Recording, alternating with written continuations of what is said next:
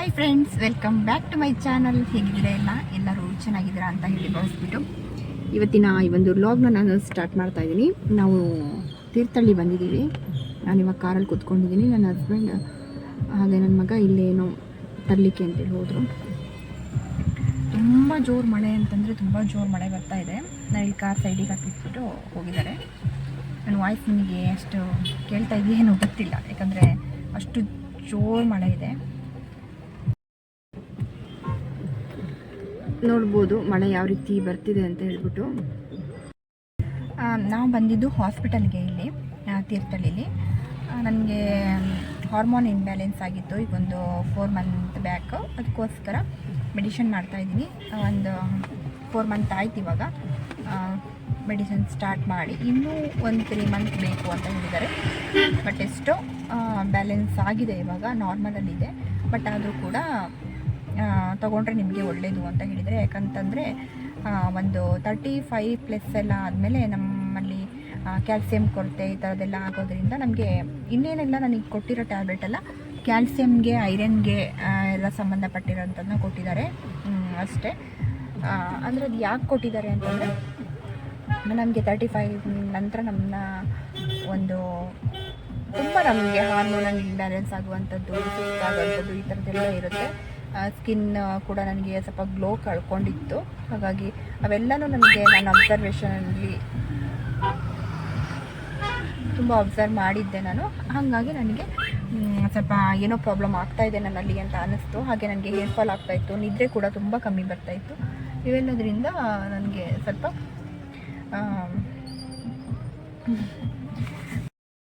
ಈಗ ಟ್ಯಾಬ್ಲೆಟ್ ತರಲಿಕ್ಕೆ ಮೆಡಿಕಲ್ಗೆ ಹೋಗಿದ್ದಾರೆ.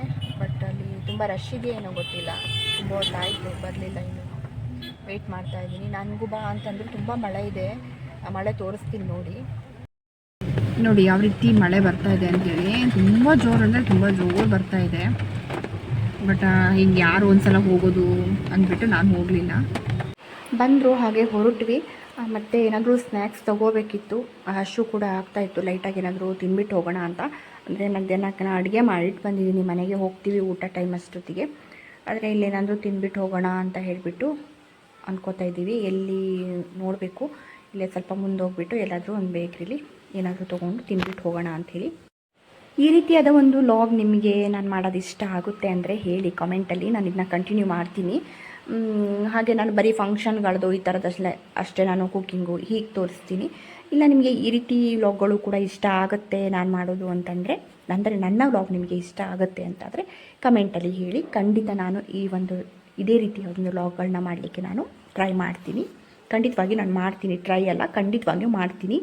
ನಮಗೆ ಇಲ್ಲಿ ಹಾಸ್ಪಿಟಲಿಗೆ ಬಂದ ತಕ್ಷಣ ಏನೋ ಜಾಸ್ತಿ ಹೊತ್ತಾಗೋದಿಲ್ಲ, ಒಂದು 5 ಮಿನಿಟಲ್ಲೇ ಆಗುತ್ತೆ. ಬರೋದು ಹೋಗೋದು ಅಷ್ಟೇ ನಮಗೆ ಟೈಮ್. ಇಲ್ಲಿ ಶೃಂಗೇರಿಯಿಂದ ನಮಗೆ ತೀರ್ಥಹಳ್ಳಿ 1 ಅವರ್ ಬೇಕಾಗುತ್ತೆ.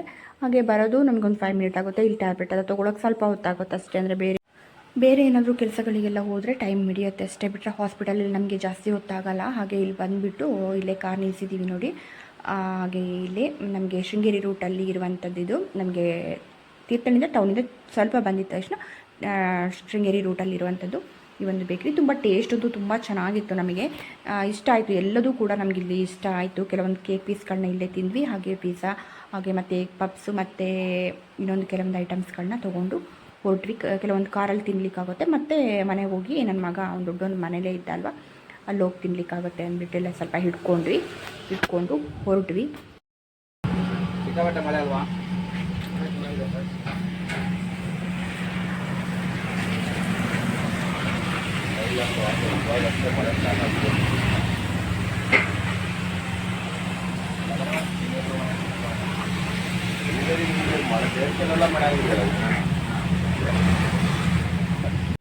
ಲೈಟಾಗಿ ಹಶು ಆಗ್ತಾಯಿತ್ತು, ಏನಾದರೂ ತಿನ್ನಬೇಕು ಇಲ್ಲೇ ಮನೆಗೆ ಹೋಗಿ ಇನ್ನೇನು. ಮತ್ತು ಬಿಸಿ ಇದ್ದಾಗಲೇ ತಿನ್ನಬೇಕಲ್ಲ ಅಂದ್ಬಿಟ್ಟು ಎಗ್ ಪಪ್ಸ್ ಮತ್ತು ಪಿಜ್ಜಾ ಎರಡೂ ಅಲ್ಲೇ ತಿಂದ್ವಿ. ಅದು ಬಿಸಿ ಇದ್ದಾಗ ತಿಂದ್ರೇ ಚೆಂದ ಅಂದ್ಬಿಟ್ಟು. ಹಾಗೆ ನನ್ನ ಮಗನಿಗೇನು ಪಿಜ್ಜಾ ಎಲ್ಲ ಇಷ್ಟ ಆಗಲ್ಲ, ಅವನಿಗೆ ದೊಡ್ಡವನಿಗೆ. ಹಾಗಾಗಿ ಅವನಿಗೆ ಇಟ್ಕೊಂಡು ಹೋದ್ರು ಅದು ಏನಕ್ಕೆ ಅಂತಾನೆ ಅಂದ್ಬಿಟ್ಟು ತಿನ್ನೋಣ ಅಂದ್ಬಿಟ್ಟು ತಿಂದ್ವಿ. ಹಾಗೆ ದಾರಿಲಿ ಮರ ಬಿದ್ದಿದೆ ನೋಡಿ. ತುಂಬ ಜನ ನೋಡಿ ಹೊರಗಡೆ ಇದ್ದವರು ನಮ್ಮ ಮಲೆನಾಡನ್ನ ತುಂಬ ಇಷ್ಟಪಡ್ತಾರೆ. ತುಂಬ ದಟ್ಟ ಹಸಿರು, ಆ ಒಂದು ವೆದರು ಎಲ್ಲ ತುಂಬ ಚೆಂದ. ಹೌದು ಚೆಂದ, ಬಟ್ ಈ ಮಳೆಗಾಲದಲ್ಲಿ ಮಲೆನಾಡಲ್ಲಿ ಇದ್ದವ್ರಿಗೆ ಮಾತ್ರ ಗೊತ್ತಿದ್ರು ಪರಿಸ್ಥಿತಿ. ತುಂಬ ಗುಡ್ಡ ಕುಸಿತಾ ಇರುತ್ತೆ, ಈ ಥರ ರೋಡ್ಗಳೆಲ್ಲ ನೋಡಿ ಮರ ಬಿದ್ದಿರುತ್ತೆ, ಈ ಕಡೆ ಕರೆಂಟ್ ಇಲ್ಲ. ನಮ್ಮ ಮಲೆನಾಡಲ್ಲಿ ಇದ್ದವ್ರಿಗೆ ಮಾತ್ರ ನಮ್ಮ ಪರಿಸ್ಥಿತಿ ಗೊತ್ತಿರುತ್ತೆ.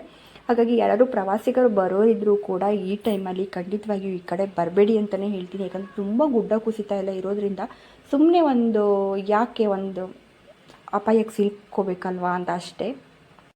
ಅಂತೂ ಮನೆಗೆ ಬಂದ್ವಿ. ಮನೆಗೆ ಬಂದು ನನ್ನ ಮಗ ಸ್ಕೂಟಿ ಎಲ್ಲ ಒಳಗಡೆ ಇತ್ತು, ಸ್ಕೂಟಿ ಬೈಕು ಎಲ್ಲ ಒಳಗಡೆ ಹಾಕಿಟ್ಟಿರ್ತೀವಲ್ವ, ಅದನ್ನ ತೆಗೆದು ಹೊರಗೆ ಹಾಕ್ತಿದ್ದಾನೆ. ಇನ್ನೊಂದು ಸ್ಕೂಟಿ ಈಚೆ ಇರುತ್ತೆ, ಅದನ್ನೇನು ಹೊರಗೆ ಹಾಕಬೇಕಾಗಿಲ್ಲ, ಅದು ಅಲ್ಲೇ ಇರುತ್ತೆ. ಇವೊಂದೆರಡನ್ನ ಹೊರಗೆ ಹಾಕಿ ಮತ್ತೆ ಕಾರ್ ಒಳಗೆ ಹಾಕಿ ಮತ್ತೆ ತೆಗೆದು ಒಳಗೆ ಹಾಕಬೇಕಾಗುತ್ತೆ, ಹಿಂಗಿರುತ್ತೆ. ಹಾಗೆ ಮಕ್ಕಳಿಬ್ಬರು, ನಾನು ಟಿ ವಿ ನೋಡ್ತಾ ಇದ್ದೆ, ಹಾಗೆ ಅವರಿಬ್ಬರು ಸ್ವಲ್ಪ ಆಟಾಡ್ತಾಯಿದ್ರು. ಆಟಾಡ್ತಿರ್ತಾರೆ, ಜಗಳ ಮಾಡ್ತಾ ಇರ್ತಾರೆ. ಅಬ್ಬಾ ನನಗೆ ಇವ್ರು ಯಾಕೆ ಆಟಾಡ್ತಾರೆ ಅನ್ಸತ್ತೆ. ಸುಮ್ಮನೆ ಆಟಾಡಿದ್ರೆ ಪರವಾಗಿಲ್ಲ, ಕಿರಿಸ್ತಾ ಕೂಗ್ತಾ ಜಗಳ ಮಾಡ್ತಾ, ಮಕ್ಕಳಂದರೆ ಹಾಗೇ, ಬಟ್ ನಮ್ಗೆ ಸ್ವಲ್ಪ ಕಿರಿಕಿರಿ ಅನಿಸುತ್ತೆ. ಹಾಗೆ ಮಧ್ಯಾಹ್ನ ಎಲ್ಲ ಊಟ ಅಂತೂ ಅಡುಗೆ ಮಾಡಿಟ್ಟೋಗಿದ್ದೆ, ಆಯಿತು ವೆಜ್ಜು.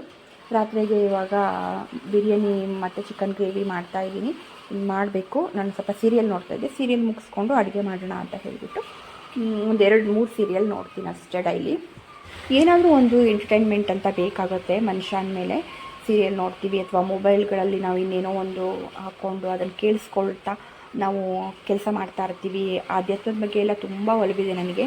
ಹಾಗಾಗಿ ಮೊಬೈಲ್ನಲ್ಲಿ ಎಲ್ಲ ನಾನು ಆ ಥರ ಆಧ್ಯಾತ್ಮಕ್ಕೆ ಸಂಬಂಧಪಟ್ಟಿದ್ದೇನಾದರೂ ಕೇಳಿಸ್ಕೊಳ್ತಾ ನಾನು ಜಾಸ್ತಿ ಕೆಲಸ ಮಾಡ್ತಾ ಇರ್ತೀನಿ. ನಂಗೆ ಅದು ಕೆಲಸ ಆಗಿದ್ದೇ ಗೊತ್ತಾಗಲ್ಲ. ಆ ಥರ ತುಂಬ ಆರಾಮಾಗಿ ಕೆಲಸ ಆಗುತ್ತೆ. ಸಂಜೆ ಆದರೆ ಸ್ವಲ್ಪ ಹೊತ್ತು ವಾಕ್ ಮಾಡೋವಂಥದ್ದು, ಸ್ವಲ್ಪ ಎಕ್ಸಸೈಸ್ ಮಾಡುವಂಥದ್ದು. ಹಾಗೆ ಸಂಜೆ ನಾನು ಡೈಲಿ ಸಂಜೆನೇ ಮಾಡ್ತೀನಿ. ಎಲ್ಲಿಗಾದ್ರು ಹೋಗ್ಲಿಕ್ಕಿದ್ದಾಗ ನಾನು ಬೆಳಿಗ್ಗೆ ಮಾಡಿದ್ರು ಸಂಜೆ ಮತ್ತೊಂದು ಸಲ ಮಾಡಬೇಕು, ದೇವ್ರ ದೀಪ ಹಚ್ಚಬೇಕು. ಆ ಥರ ಕೆಲವೊಂದು ಅಭ್ಯಾಸಗಳನ್ನ ನಮ್ಮ ಲೈಫಲ್ಲಿ ಮಾಡಿಕೊಂಡಾಗ ನಮಗೆ ಬೇಜಾರು ಅನ್ನೋಂಥದ್ದಾಗಲ್ಲ. ಇಲ್ಲಾಂದರೆ ಮನೇಲಿ ಇಷ್ಟೇ ಲೈಫು, ದಿನ ಅದೇ ಕೆಲಸನ, ಅದೇ ಜೀವನನ ಅಂತ ಅನಿಸ್ಬಿಡುತ್ತೆ. ಹಂಗೆ ಅನಿಸ್ಬಾರ್ದು ಅಂದಾಗ ನಮ್ಮ ಜೀವನದಲ್ಲಿ ಕೆಲವೊಂದು ಅಭ್ಯಾಸಗಳನ್ನ ನಾವು ಮಾಡ್ಕೋಬೇಕಾಗುತ್ತೆ. ಅವಾಗ ಯಾವುದೇ ಥರದ ಬೇಜಾರು ಅನ್ನೋದು ನಮಗೆ ಆಗೋದಿಲ್ಲ, ತುಂಬ ಹ್ಯಾಪಿಯಾಗಿ ಇರ್ಬೋದು. ತುಂಬ ವಿಷಯಗಳನ್ನ ನಿಮ್ಮ ಜೊತೆ ಶೇರ್ ಮಾಡ್ಕೋಬೇಕು ಅಂತ ಅನಿಸುತ್ತೆ ನನಗೆ. ನಾನು ಯಾವತ್ತೂ ಹೆಚ್ಚಾಗಿ ನನ್ನ ಫ್ರೆಂಡ್ಸು ಅದು ಇದು ಅಂದ್ಬಿಟ್ಟು ನಾನು ಯಾರ ಹತ್ರನೂ ಏನು ವಿಷಯಗಳನ್ನ ಶೇರ್ ಮಾಡ್ಕೊಳಲ್ಲ ಅಷ್ಟಾಗಿ. ನನಗೆ ಏನಂದರೆ ನನಗೆ ಗೊತ್ತಿರೋದು ಯೂಟ್ಯೂಬ್ ಅಷ್ಟೇ. ಈ ಒಂದು ಟವಲ್ ನೋಡ್ಬೋದು, ನಾನು ಮೀಶೋದಲ್ಲಿ ಆರ್ಡ್ರ್ ಮಾಡಿದ್ದು. ತುಂಬ ಚೆನ್ನಾಗಿದೆ. ನಾನು ಯಾವ ರೀತಿ ಬರುತ್ತೋ ಅಂತ ಅಂದ್ಕೊಂಡಿದ್ದೆ, ಬಟ್ ತುಂಬ ಚೆನ್ನಾಗಿ ಬಂದಿದೆ. ಇದನ್ನು ಯಾವ ರೀತಿಯಾಗಿ ಯೂಸ್ ಮಾಡೋದು ನನ್ನ ತೋರಿಸ್ತೀನಿ ನೋಡಿ, ಎಷ್ಟು ಚೆನ್ನಾಗಿದೆ ನೋಡಿ. ತುಂಬ ಕಡಿಮೆ ಪ್ರೈಸಲ್ಲಿ ಕೂಡ ಇದೆ. ಇದರ ಲಿಂಕನ್ನು ಕೊಟ್ಟಿರ್ತೀನಿ, ಬೇಕು ಅಂದರೆ ಹೋಗಿ ಚೆಕ್ ಮಾಡಿ, ಬೇಕು ಅಂದರೂ ತೊಗೋಬೋದು. ಇದು ಯಾವ ರೀತಿ ಯೂಸ್ ಮಾಡೋದನ್ನು ಹಾಗೆ ಸ್ವಲ್ಪ ತೋರಿಸ್ತಾ ಇದ್ದೀನಿ ನೋಡಿ.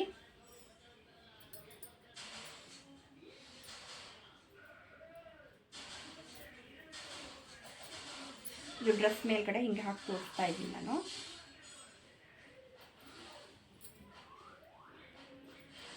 ಇಲ್ಲಿ ಬಟನ್ಗಳನ್ನ ಕೊಟ್ಟಿದ್ದಾರೆ ನನಗೆ, ನೋಡ್ಬೋದು.